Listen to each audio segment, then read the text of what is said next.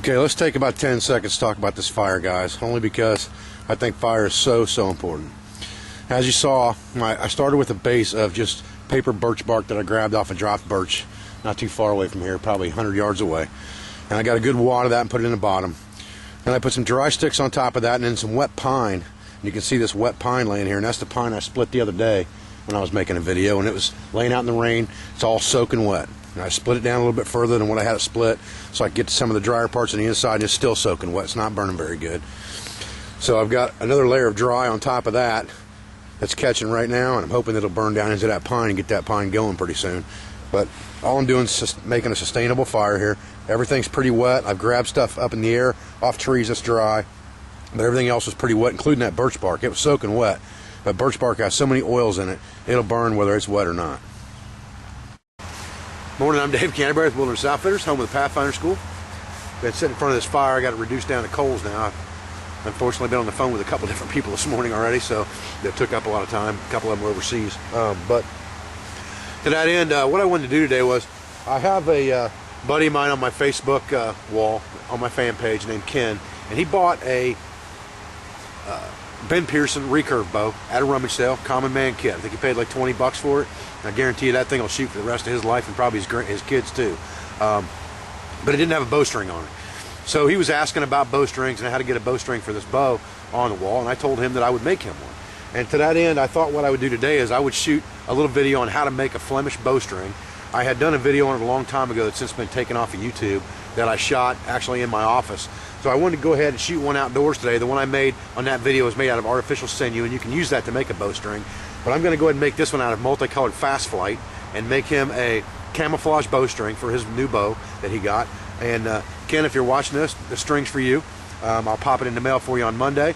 But in the meantime, I wanted to show the viewers how to make a Flemish bowstring, and I'm just going to sit out here in the woods and make it. I'm not going to use a jig. I'm going to make a jigless Flemish string, and I'll show you how I do that. All right, so let's talk about what I've got with me today to make this bowstring.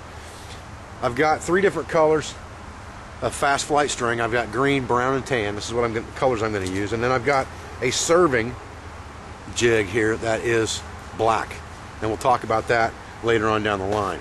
So the first thing we have to do is we have to figure out how long this bowstring needs to be when we're finished with it. And to do that, we use a pretty simple formula. For a long bow, when it's unstrung, it's about 2.5 inches down from the nock. On a recurve bow, it's about 5 inches down from the nock. So what we'll do is, I asked him what the overall length of his bow was, and he told me it was 45 inches. So with a 5-inch brace height, and the brace height is the amount of space between the riser and the string, and that can be adjusted by twisting the string open or shut, and I'll show you that when we get done with this, and that will make that brace height higher or lower. So you can adjust that a little bit.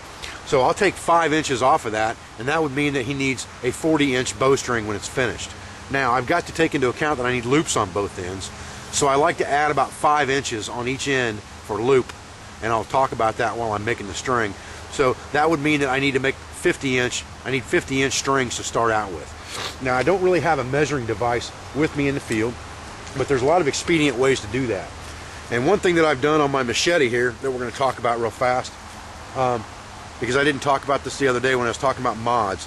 If you look at this machete, it's got scribe marks along the blade. You can see one here, and you can see one here real well. You can see one right there. But every 2 inches from the beginning of this blade to the end, out to 12 inches, I have scribe marks. And what that gives me is that gives me a 1 foot measuring system. So what I'm going to do is I'm going to take just one string for right now, and we need to talk about how many strings we need to use, and we'll talk about it in a second. But what I'm going to do is I'm going to take this string and just measure out 40 inches of string, or 50 inches of string, excuse me, by going 2, 4, 6, 8, 10 inches right there. And I'll do that 5 times, and that'll give me a string that I can go by to cut the rest, and I'll have all 50-inch strings.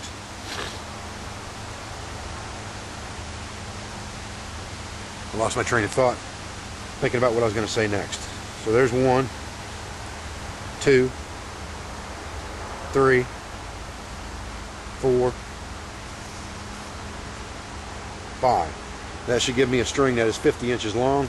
And if I stretch that out in my hand, that's probably about right, because my stretch is about 5 foot.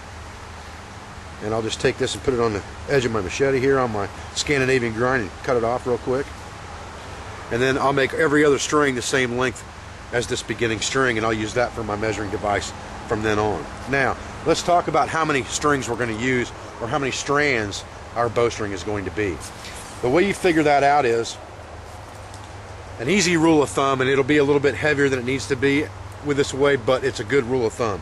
For every 10 pounds of pull you have, you need 2 strands of string, whether it be B50 or fast flight.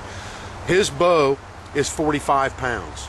So I'm going to round that down to 40, and I'm going to say he needs an 8-strand bowstring.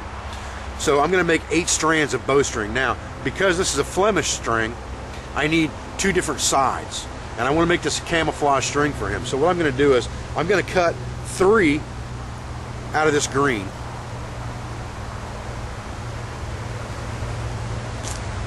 And now I've put my machete away, so I'll just use my Pathfinder knife to cut the rest of this with.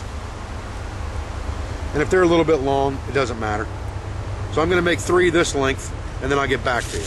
Okay, I went ahead and decided to use 10 strands on this string because it's a 45-pound bow, and I'd rather err on the heavy side than on the light side. So I put 2 strands of tan color in with the green.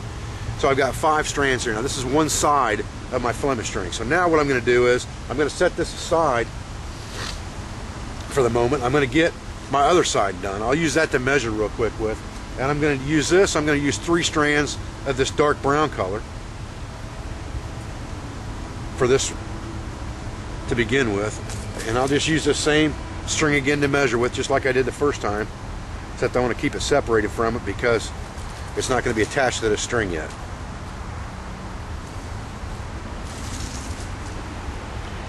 And I'll cut that off, and we'll make the other side of this bowstring. Okay, now I cut 5 strands for the other side, and I used 3 dark brown and 2 tan. So now I have 2 sides of my string.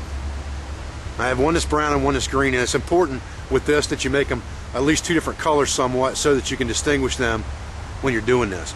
Now what you want to do is you want to make sure that there's no catches or loops in your string, and you want to make sure that it's all smoothed out because the stuff is waxed. So you want to make sure that you pull it taut and there's no lumps in it anywhere where the string's gathered up on itself. Then what you're going to do is you're going to figure out your loop.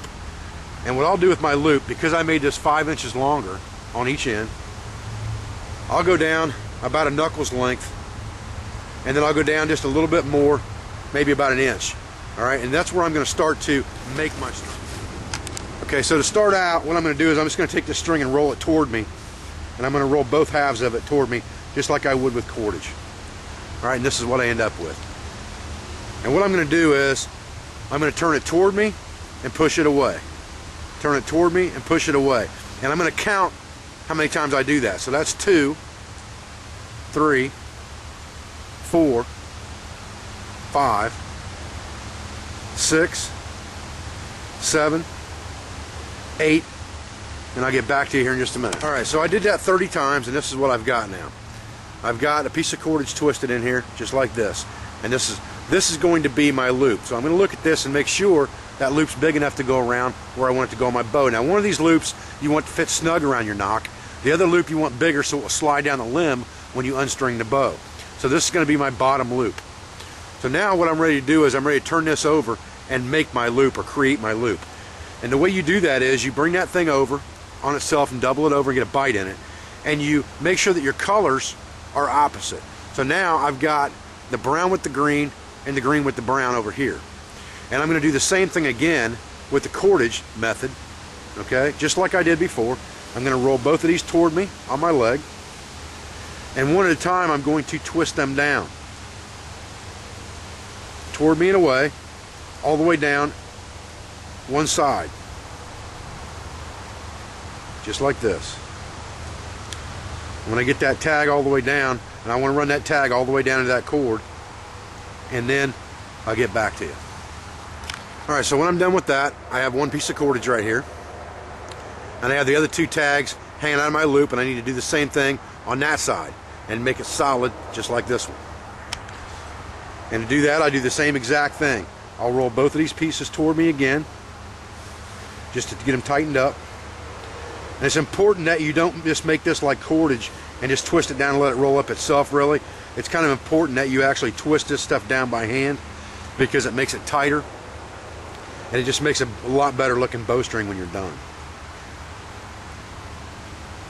So I'll twist this one all the way down, and then I'll show you how to meld the two together to make it a bowstring. Alright, so now I have them both twisted down, and I have two tags coming out of my loop that's going on my bow. Now what I have to do is I have to join these two together so that I can make a bowstring. And if you'll remember right, everything was twisted. If you look at this and it's twisted, everything's twisted away because we twisted away. So now what we're going to do is we're going to twist away and tortoise and wrap those two strings together. Away and tortoise. You're following the cordage. You're going away, which is the natural way it twists, and then back the other way. And what you're trying to do now is you're going to meld these two together to basically form rope. If you were making rope, this is the way you would do it. And you're going to go all the way down until your tags are melded into the string completely, and you have one solid piece. And I'll show you what that looks like here in just a couple shakes. It don't take very long to get them down there. And if one of your tags is a little bit longer than the other one or something, that doesn't matter. Don't worry about it. Just twist down a couple twists or 3 or 4 twists past your tag, and don't worry about it, so that you have your tag melded in there all the way, just like that. So now we have one loop of our Flemish string done. Now what we have to do is we have to go to the opposite end of the string, and we are going to do exactly the same thing to the opposite end, except this time our loop needs to be a little bit bigger. So what I'll do first is I'll take and I'll make sure that all my strings are pulled out tight, so I don't have any loops in the string or any catches like we talked about in the beginning. And I'll go down here and make sure that they're pretty close to even. They're not bad off. They're a little bit off, but that's probably just because I was cutting it in the wild and not, cutting on a jig or anything. So what I'm going to do is I'm going to put these two together and tighten them up and come down here and look and see how much I want to make my loop. Now this loop needs to be a little bit bigger. The last one I made 4 inches, or across my hand 6 inches and a little bit more. This time I'm going to do that and about 2 fingers, and then I'm going to back up to get my twists in there. So the same thing again. I twist these down just like this, and that's where I start. And I start twisting them together to make it a piece of cordage. And when I do 30 or 35 of these, or whatever I'm satisfied with for the size of the loop I want, then I'll turn it over and start making it into a solid bowstring, just exactly like I did on the other end, exactly the same procedures that I did on the other end. And we'll talk about that in just a minute.